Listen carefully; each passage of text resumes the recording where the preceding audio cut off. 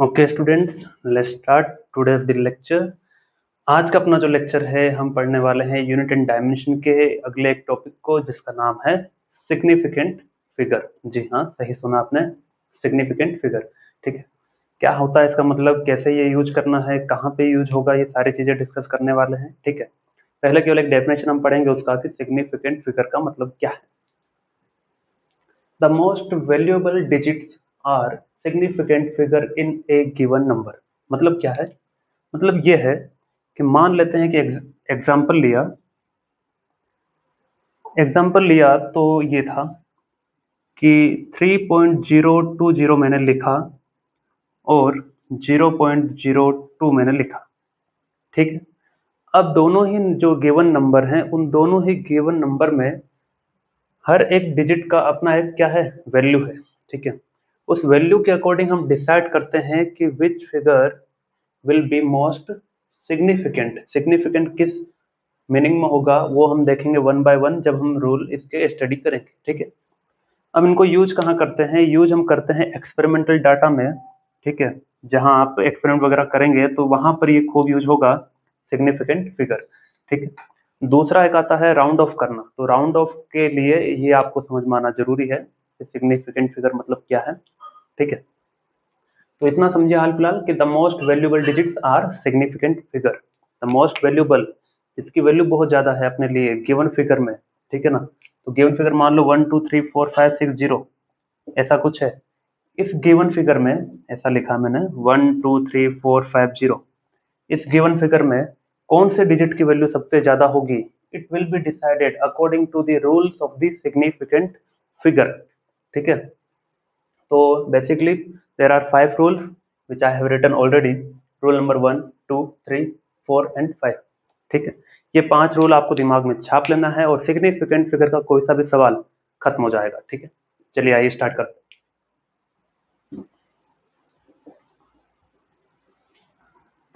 पहला तो डेफिनेशन मिटा दे रहा हूँ, जगह हो जाएगी थोड़ी सी, है ना।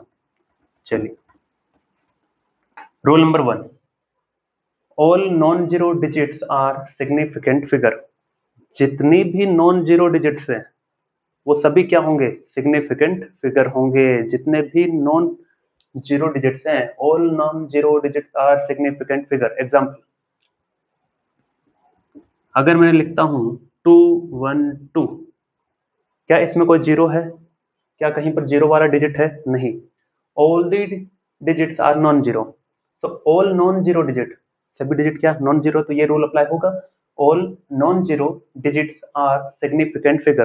तो बताओ इसमें नंबर ऑफ सिग्निफिकेंट फिगर कितने हैं, 3 है। So number of significant figure is equal to 3। तो n क्या है, नंबर ऑफ सिग्निफिकेंट फिगर। और एग्जांपल देखो, जैसे मैंने लिख दिया 214.5, क्या इसमें कोई जीरो वाला डिजिट है, नहीं है। Again, all the digits are non zero digits, so they are significant figure. तो इसमें भी नंबर ऑफ सिग्निफिकेंट फिगर कितना होगा, 4 होगा। ठीक है, और एग्जांपल लेते हैं। चलिए यहाँ ले लेते हैं, आइए 4 5 6 7.2, क्या इसमें कोई जीरो वाला डिजिट है, नहीं है। तो again, all non zero digits are significant figure. तो यहां तक ये पहला पॉइंट क्लियर होता है। ठीक है, तो number of significant figure is equal to 5 in this case. तो पहले रूल के 3 एग्जाम्पल मैंने ले लिए। आपको क्या करना है, पहला रूल लिखो, उसके बाद 3 एग्जाम्पल लिखो, 1 2 3। ठीक है, चलिए आगे बढ़ते हैं, सेकेंड रूल पढ़ेंगे।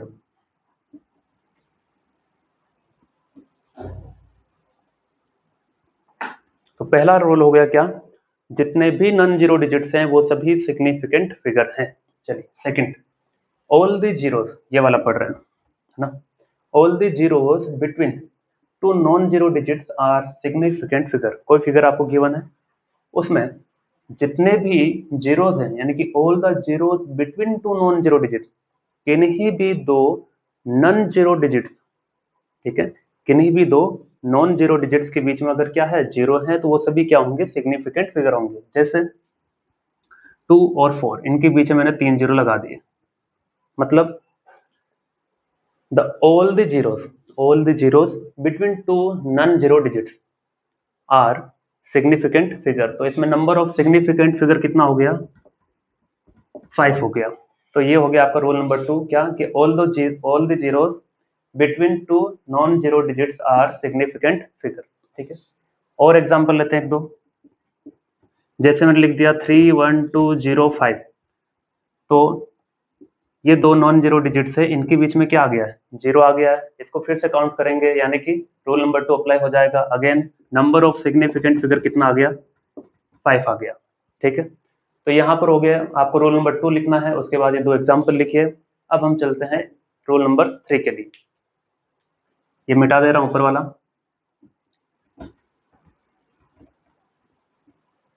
चलिए, rule number 3, all the zeros on left side of decimal and right of the decimal are not significant figure।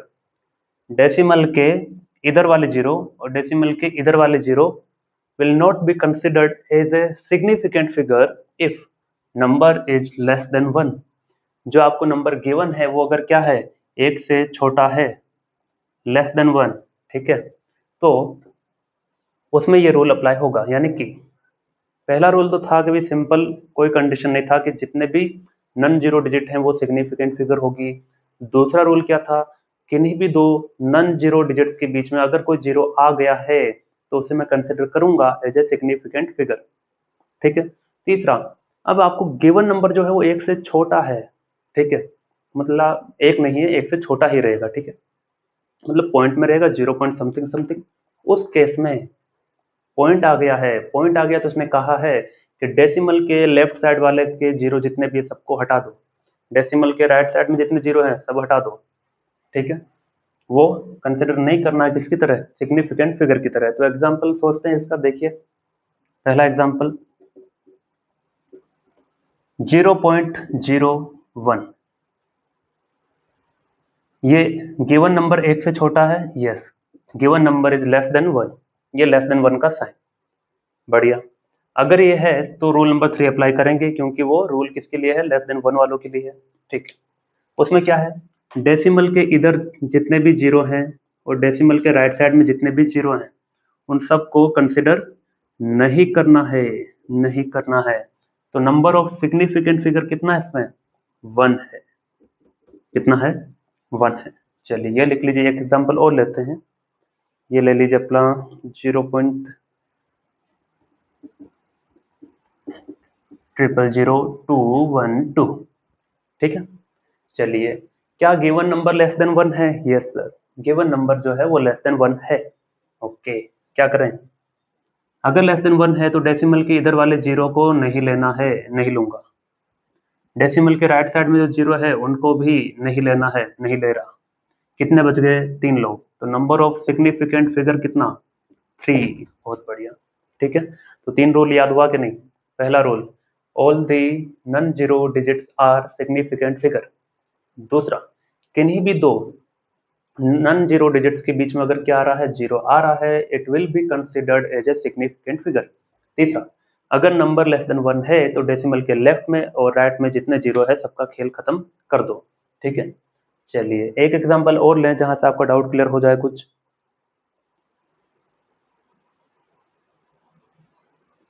ये लेते हैं एग्जांपल नंबर 3, 0.102। इसकी क्या खास बात है, ये क्यों लिया एग्जांपल? देखिए, ताकि एक आपको डाउट जो होना चाहिए था वो मैं खत्म कर देता हूँ। क्या है? Given number is less than 1, so we will focus on the roll number 3। Okay, roll number 3। अब डेसिमल के लेफ्ट साइड में जितने जीरो हैं उनको नहीं लेना है, so I will not consider this। Decimal के राइट साइड में चलो, क्या कोई जीरो है? यहाँ तो जीरो नहीं था, ये तो 1 है, नन जीरो है, ये भी नन जीरो है, यहाँ जीरो। इस वाले जीरो को कंसिडर करेंगे या नहीं करेंगे? नहीं करेंगे। क्यों नहीं करेंगे? Because rule number 2, all the zeros between two non zero digits are considered as a significant figure. तो ये क्या है? दोनों नॉन जीरो डिजिट हैं, उनके बीच में जीरो आया है। इस बार ये बीच में आया है, इसलिए क्या किया मैंने? इसीलिए मैंने इसे कंसिडर किया है तीनों को। तो नंबर ऑफ सिग्निफिकेंट फिगर 3। ठीक है, तो रोल नंबर 3, उसके बाद ये एग्जाम्पल लिखिए, 1 2 3 जो भी बताया था। चलिए आगे बढ़े।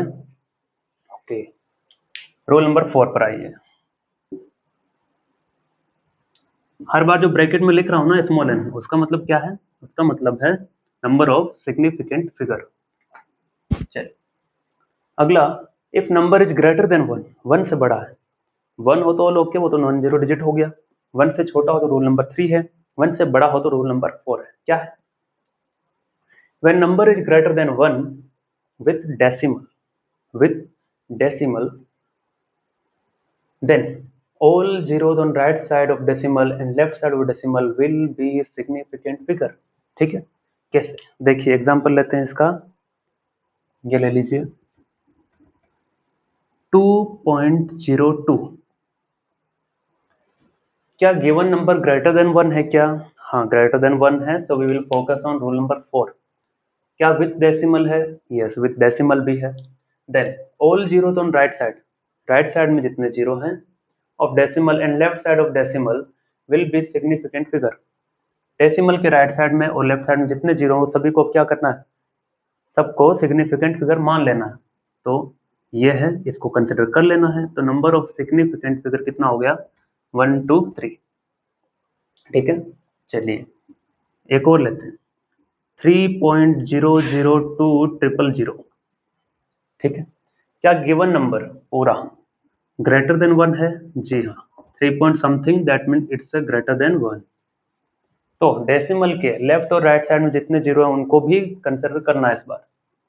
तो 1 2 3 4 5 और 6 और ये 7। तो नंबर ऑफ सिग्निफिकेंट फिगर कितना हो गया? 7 हो गया। चलिए and last but not the least, चलिए रूल अगर आपको याद है, चुटकियों में बन जाएंगे सवाल इससे, है ना। A number without decimal, all zeros on right side. अब डेसिमल है ही नहीं, ठीक है। चलिए, a number without decimal, all zeros on right side will not be significant figure. तो ए नंबर विदाउट डेसिमल मान लेते हैं, ये मान लिया मैंने, विदाउट डेसिमल है, एक नंबर है, all zeros on right side, all zeros on right side, ये राइट साइड, ये हो गया राइट साइड, इधर जाएंगे तो left side. On right side will not B A significant figure, ये सिग्निफिकेंट फिगर नहीं होगा। ठीक है, तो नहीं होगा तो मैंने नहीं माना, इन तीनों को नहीं मानना है। Second number of significant figure कितना आ गया? 1। ठीक है, but when it comes from measurement with unit then such zero are significant figure. अब इसका डाउट क्लियर करते हैं। अगर मैं लिखता हूं केवल 2000 और मैं लिखता हूं 2000 किलोग्राम, ठीक है, so number is without decimal and rule will be applicable, rule number 5, है ना। क्या कहता है कि राइट साइड में जाने पर जितने जीरो है सबको कंसिडर नहीं करना है, तो मैंने नहीं किया। लेकिन यहाँ but when it come from measurement, मतलब क्या, पीछे अगर यूनिट लगा है ऐसे केस में तो सभी जीरो को कंसिडर करना है। तो सभी जीरो को क्या करना है? कंसिडर करना। 1 2 3 4, नंबर ऑफ सिग्निफिकेंट फिगर कितना हो गया? 4 हो गया। ठीक है, और एग्जांपल लें, चलिए सॉरी, यहां मैंने लिखा 500, यहां मैंने लिखा 500 मीटर। ठीक है, ये केवल क्या है? सिंपल एक फिगर है, नंबर गिवन है, विदाउट डेसिमल है, तो क्या होगा? राइट साइड वाले जीरो कंसिडर नहीं करने, नहीं करूंगा, number of significant figure is 1। इसमें ये कंसिडर करूंगा क्योंकि साथ में क्या है? यूनिट है, 1 2 3। ठीक है, अब देखिए और अच्छे से पढ़ते हैं इससे डीप में कि कहाँ काम आएगा सर ये देखिए काम यहाँ आएगा। जैसे स्पीड ऑफ लाइट कितना होता है? 10th क्लास में आपने याद किया होगा इसका वैल्यू कि 3 इंटू 10 की पावर 8 और 3 इंटू 10 की पावर 8 मीटर पर सेकंड। इफ हम स्पीड की बात करते हैं, यानी मैंने दो वैल्यू दिए हैं, एक विदाउट यूनिट एक विथ यूनिट, क्या होगा? 3 इंटू 10 की पावर कितनी? 8 है, तो क्या आ जाएगा? 1034 5 6 7 8 8 जीरो लगा दी। 3 इंटू 3 4 5 6 7 8 मीटर पर सेकेंड, यानी कि 3 1 2 3 4 5 6 7 8, और ये आ जाएगा 3 3 4 5 6 7 8 मीटर पर सेकेंड। किसके जीरो काउंट करेंगे? इसके जीरो काउंट करेंगे क्योंकि इसके साथ यूनिट है, इसके काउंट नहीं करेंगे। तो इसमें कितना हो गया? 8 तो जीरो है और एक खुद है ये नंबर ऑफ सिग्निफिकेंट फिगर 9। इसमें नहीं करेंगे काउंट, क्यों नहीं करेंगे? क्योंकि इसके साथ यूनिट नहीं है, तो number of significant figure is 1, एक ही है 3, है ना। तो ये हो गया इस तरह से। तो फिजिक्स में इस तरह से आएगी चीजें, जैसे 2 इंटू 10 की पावर मैंने 9 लिख दिया और 2 इंटू 10 की पावर 9 मीटर लिख दिया, तो डायरेक्ट पता होना चाहिए ये सिग्निफिकेंट फिगर नहीं है और ये है, ठीक है।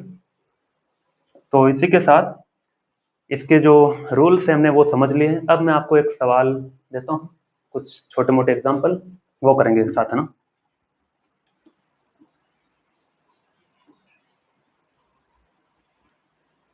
चलिए, कुछ रूल मैंने लिख के रखा है ताकि आपको आसानी होगी समझते रहने में।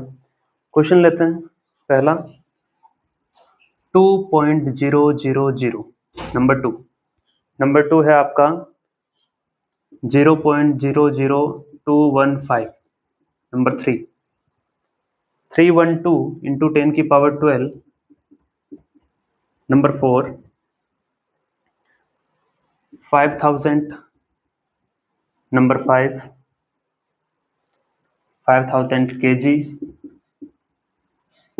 Kilogram, number 6 1.0200, okay. अगला है 2.0102 इंटू 10 की power 7, okay. Last example 0.2056, okay. तो ना कमेंट, कैमरा चेक कर देते हैं, चल रहा है धड़ल्ले से चल रहा है। चलिए, पहला क्या है? गिवन नंबर क्या है? ग्रेटर देन 1 है। ग्रेटर देन 1 है तो रोल नंबर 4 विथ डेसिमल।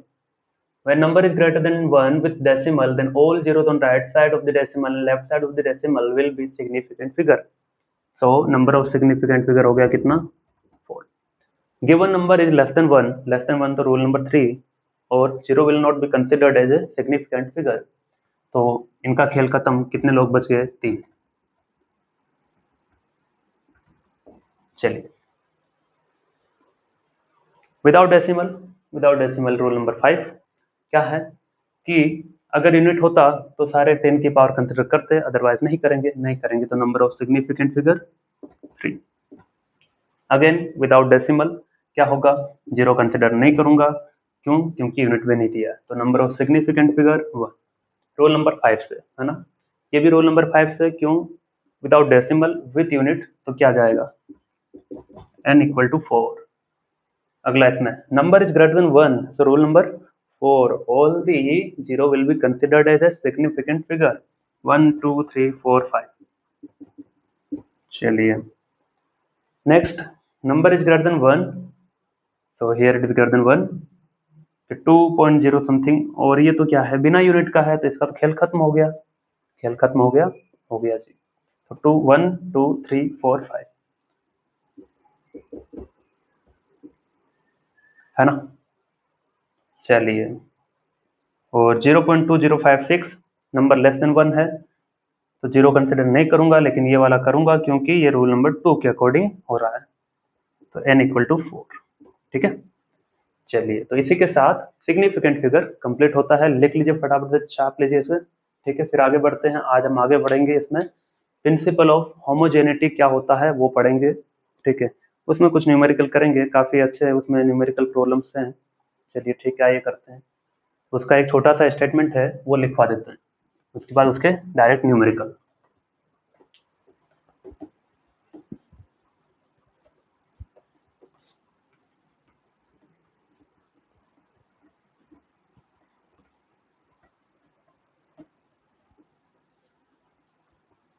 तो इसका एक स्टेटमेंट लिखिए, सबसे पहले हेडिंग लगाइए, principal of homogeneity of dimension.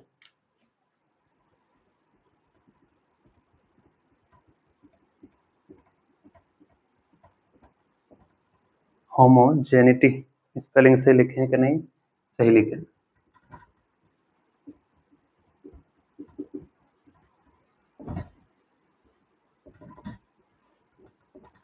Sometime it happens कि स्पेलिंग मिस्टेक हो जाता है।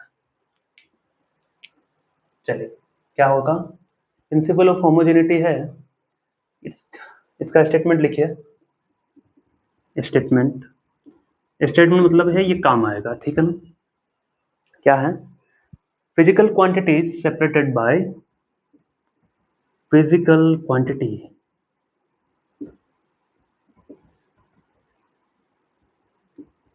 quantities separated by plus minus equal to greater than or less than,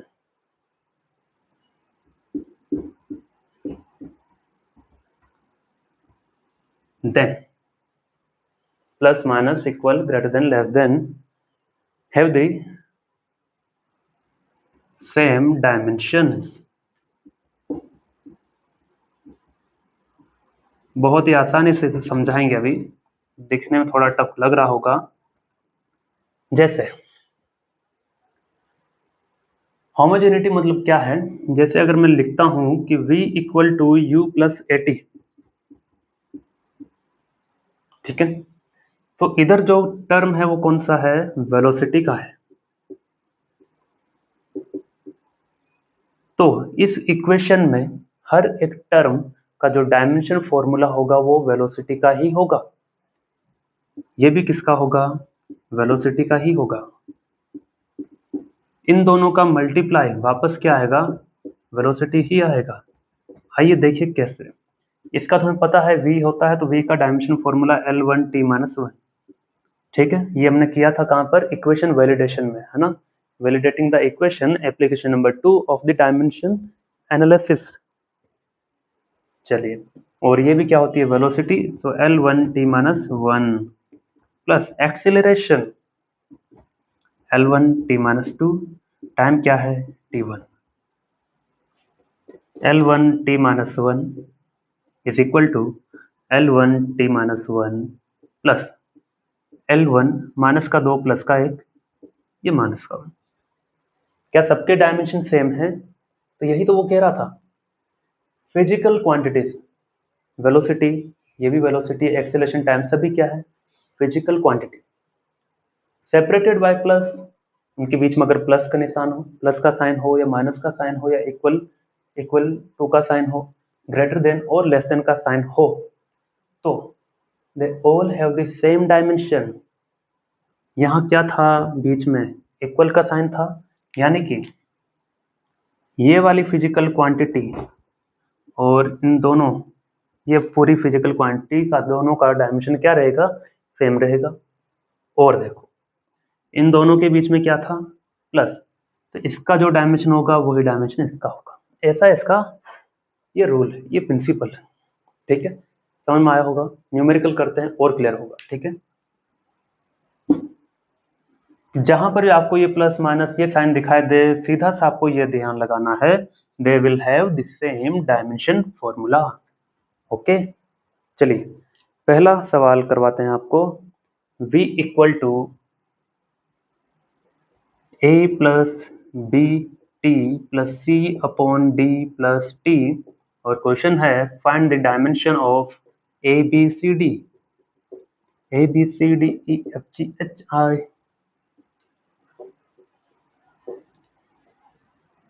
A b c d, ठीक है। चलिए स्टार्ट करते हैं। A b c d constant है या कुछ भी है नहीं पता, अननोन है। v वेलोसिटी है ना, v क्या है, वेलोसिटी है। t फॉर टाइम है। चलिए आइए, सबसे पहले जहां जहां प्लस है ना, जहां जहां प्लस है उनकी फिजिकल क्वांटिटी की डायमेंशन क्या होगी, सेम होगी। चलिए देखते हैं, v equal to a plus b t plus c upon d plus t. तो सबसे पहला काम ये करते हैं कि जो डायमेंशन फॉर्मूला इसका है वही डायमेंशन फॉर्मूला इसका होगा, क्योंकि बीच में क्या है, इक्वल है। ठीक है, जो डायमेंशन फॉर्मूला इसका है वही डायमेंशन फॉर्मूला इसका होगा। ठीक है, और जो इसका है वही इसका होगा। तो according to principle of homogeneity, according to principle v equal to a, b into t is equal to again v, b into t equal to v, और v equal to या c upon d plus t is equal to again v। Correct. चलिए, v का तो हमें पता है dimension L1 t minus 1 और is equal to a, यानी कि जो डायमेंशन v का है वही a का होगा। a का हमें आंसर मिल गया। बताइए आपको एक आंसर मिल गया। b का निकालना, b इक्वल टू क्या होगा, वेलोसिटी अपॉन टाइम। चलिए, वेलोसिटी का होता है L1 t माइनस 1, टाइम का होता है t1। t1 ऊपर जाएगा तो माइनस हो जाएगा, क्या आ जाएगा, L1 t माइनस 2। चलिए, b का भी निकल गया, c और d रह गया। चलो अब क्या करें, ये तो एक ही इक्वेशन और अननोन कितने हो गए, दो हो गए। क्या करेंगे, ये करेंगे कि इन दोनों के बीच में भी क्या है, प्लस है। तो किन्हीं भी दो फिजिकल क्वांटिटी के बीच में अगर प्लस माइनस इक्वल ऐसा हो तो उनकी डायमेंशन क्या रहेगी, सेम। यानी कि d का डायमेंशन वही होगा जो t का होगा according to principle. So d must be equal to t। क्या आ जाएगा, t1। ठीक है, तो इस नीचे वाले पूरे टर्म का डायमेंशन फॉर्मूला क्या होगा, टाइम ही होगा। क्या होगा, टाइम होगा, क्योंकि दोनों का डायमेंशन फॉर्मूला क्या है, टाइम है। वेलोसिटी, चलिए c equal to velocity into time. Okay, और वेलोसिटी होती है L1 t माइनस 1, और ये t1 पहले से है, माइनस 1 प्लस 1 खत्म हुआ, क्या बच गया, L1। ठीक है, चलिए, तो इसी के साथ ये पहला सवाल कंप्लीट होता है। और एग्जांपल लेंगे, बेफिक्र रहिए, लिख लीजिए इससे अच्छे से, बेहतर तरीके से। चलें आगे, समझ में आएगा, टेंशन ना लो। बस ये स्टेटमेंट, केवल इतना ही कि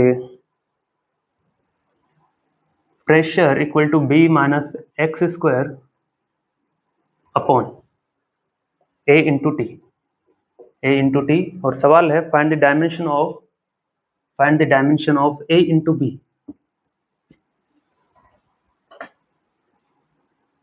find dimension of a and b. A into b भी कर सकते थे, बाद में बता देंगे। टी प्रेशर है, टी जो है प्रेशर है, एक्स जो है वो लेंथ है, टी जो है वो टाइम है। ए और बी का पता नहीं। ठीक है, चलिए, सबसे पहली बात ये, क्या बीच में कहीं प्लस माइनस दिख रहा है, हाँ दिख रहा है सर, यहाँ दिख रहा है, इन दोनों के बीच में, इसके और इसके बीच में क्या है, माइनस है। तो इसका डायमेंशन फॉर्मूला और इसका डायमेंशन फॉर्मूला क्या होगा, सेम होगा।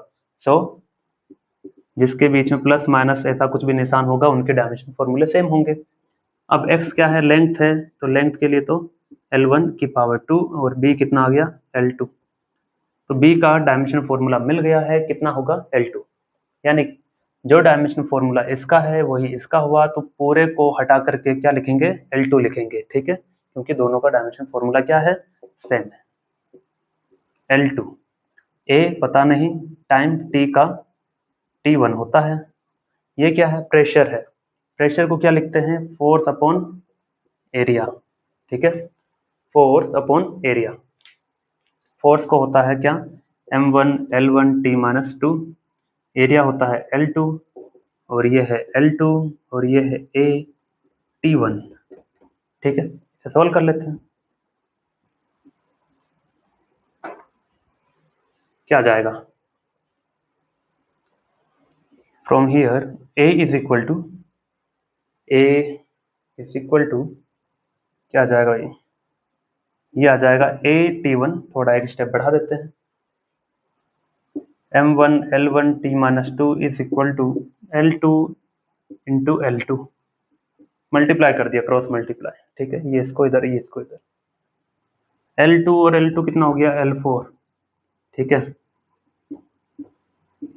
ये आ जाएगा m1 L1 plus 1 minus 2 minus 1, चलिए इक्वल टू L4, बस हो गया सॉल्व। L की power 4 m1 L1 T minus 1, क्या आ जाएगा, m ऊपर गया माइनस 1, L ऊपर गया 3 और T प्लस 1, तो ये आ गया आपका A और B का डायमेंशन फॉर्मूला, ठीक है, सही तो है, सही है।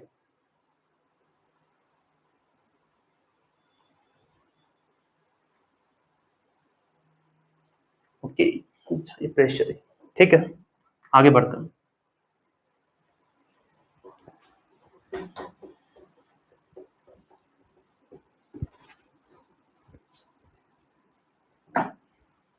अगला एक सवाल है f equal to a root x plus b t square, a square root of x plus b t square, find the dimension of a and b, या फिर इस बार सवाल ये कर देते हैं, find the dimension of a by b, a upon b की dimension बताओ इस पर, है ना। f क्या है, फोर्स है, x क्या है, लेंथ है, t क्या है, टाइम है, ओके, तो क्या होगा, सिंपल है, इस बार तो इक्वल वाला साइन ही यूज करेंगे, जो डायमेंशन फॉर्मूला इसका है वही इसका होगा और वही इसका होगा, ठीक है, तो f equal to a root x होना चाहिए और f equal to b t square होना चाहिए, चलिए a इक्वल टू क्या आ जाएगा, f अपॉन रूट एक्स, ठीक है, b इक्वल टू क्या आ जाएगा, f अपॉन टी स्क्वायर, ठीक है, हम डायरेक्ट यहाँ पर नहीं रखेंगे डायमेंशन फॉर्मूला, क्योंकि हमें रेशो निकालना है डायमेंशन फॉर्मूले का, तो हम डायरेक्ट ये फॉर्मूला ही रखेंगे, इसलिए a बाई बी, ए का वैल्यू कितना, f upon root x, p का कितना, f अपॉन टी स्क्वायर, तो फ्रैक्शन के नीचे फ्रैक्शन रेसिप्रोकल,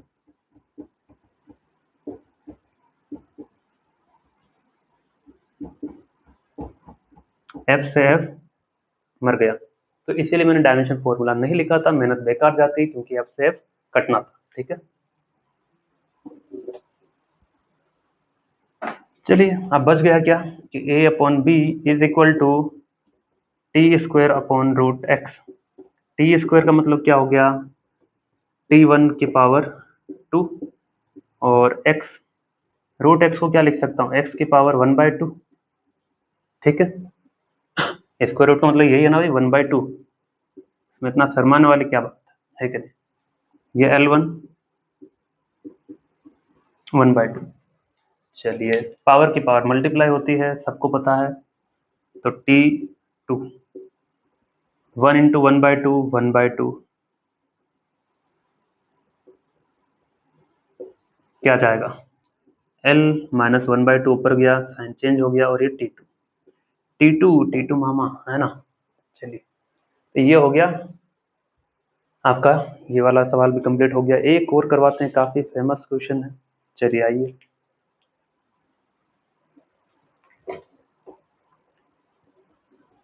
ये आ गया, तो आपको डायमेंशन फॉर्मूले पर बेस्ड जो क्वेश्चन है किसी भी लेवल का आप उठा के कर सकते हैं, कोई सा भी बुक, परवाह नहीं बुक की।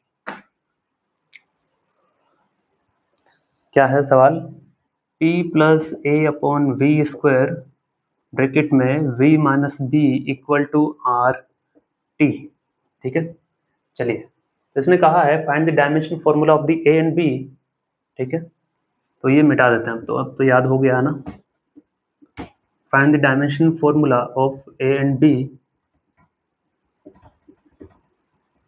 ये आप खुद ट्राई कीजिए,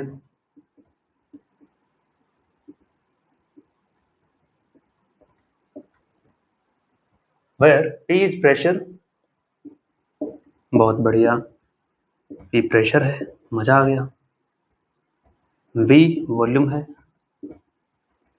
K R universal gas constant है जिसके बारे में हमें जानकारी कम है, और T टेम्परेचर बच्चों। ठीक है, तो प्रेशर का डायमेंशन फॉर्मूला हम निकाल के रख लेते हैं, क्या पता काम आ जाए कभी। M1 L1 T - 2 area L2। ठीक है, तो ये होगा M1 L - 1 T - 2 और वॉल्यूम होता है L3। ठीक है, चलिए ट्राई कीजिए। चलिए, तो ये आज का अंतिम सवाल है। क्या होगा कि कोई भी फिजिकल क्वांटिटी बीच में अगर क्या है, प्लस है, तो क्या आएगा, बीच में अगर प्लस है तो ये वाली फिजिकल क्वांटिटी, यानी कि देखो P + A/V² है, ये एक फिजिकल क्वांटिटी पूरी, और ये एक फिजिकल क्वांटिटी, ये वाला ब्रैकेट लिखा मैंने। ठीक है, ये एक फिजिकल क्वांटिटी, ये एक फिजिकल क्वांटिटी, दोनों बीच में क्या है, प्लस। तो इन दोनों का डायमेंशन फॉर्मूला क्या होगा, सेम होगा, according to principle of homogeneity. So you will write according to principle pressure is equal to A/V²। okay, so A is equal to what, pressure into V²। Okay, pressure का value क्या है, M1 L - 1 T - 2, volume क्या है, L3⁴ क्या आ जाएगा, M1 L - 1 T - 2 और ये L6। जी हाँ, 6 - 1 5।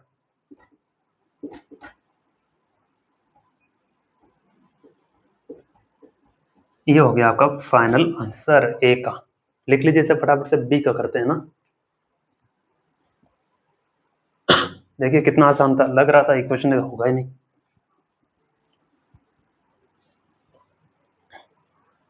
V माइनस बी को लिखो, दो फिजिकल क्वांटिटी, बीच में क्या है, माइनस, तो दोनों का डायमेंशन फॉर्मूला क्या होगा, सेम होगा। तो V equal to b, b तो अननोन है और V क्या है, वॉल्यूम है L3, तो B का डायमेंशन फॉर्मूला आ गया L3। तो ये हो गया इसका, है ना। चलिए, हो गया लिख करके।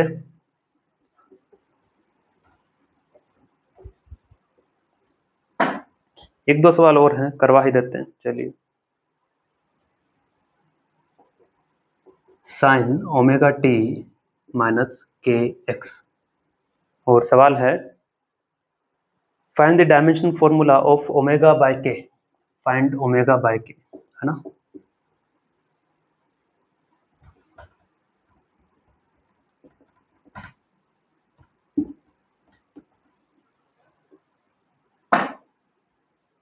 y जो है डिस्प्लेसमेंट को यहाँ पर रिप्रेजेंट कर रहा है, ओमेगा और के अननोन है, x लेंथ है, t टाइम है।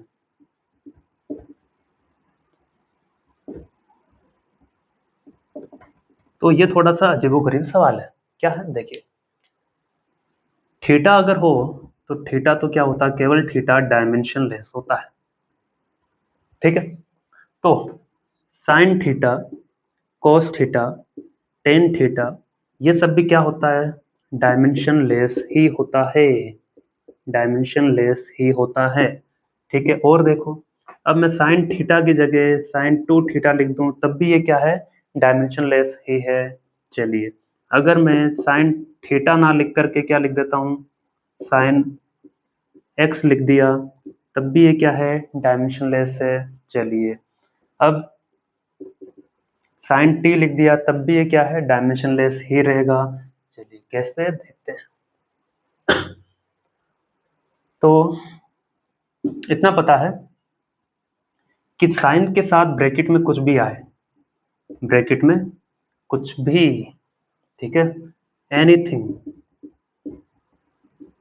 वो हमेशा ही क्या रहने वाला है, डायमेंशन लेस रहने वाला है, चाहे साइन हो, कॉस हो, टेन हो, कुछ भी। सिंपल सा कंसेप्ट। ठीक है, चलिए, पहला तो ये है ब्रैकेट में, इसी की हम बात करेंगे, ओमेगा टी माइनस के एक्स, क्योंकि ये तो क्या है, इसका कोई रोल ही नहीं है, साइन तो केवल एक फंक्शन मात्र है ना, ऑपरेटर है। चलिए, दो फिजिकल क्वांटिटी, दोनों के बीच में क्या है, माइनस है, ओके, तो दोनों का डायमेंशन फॉर्मूला क्या रहेगा? सेम रहेगा, सेम रहेगा। ओके, हमें ओमेगा बाय के फाइंड करना था, तो एक्स बाय एल है ना, x by t sorry. X क्या है? एल वन, टाइम क्या है? टी वन, क्या आ जाएगा? L one T minus one.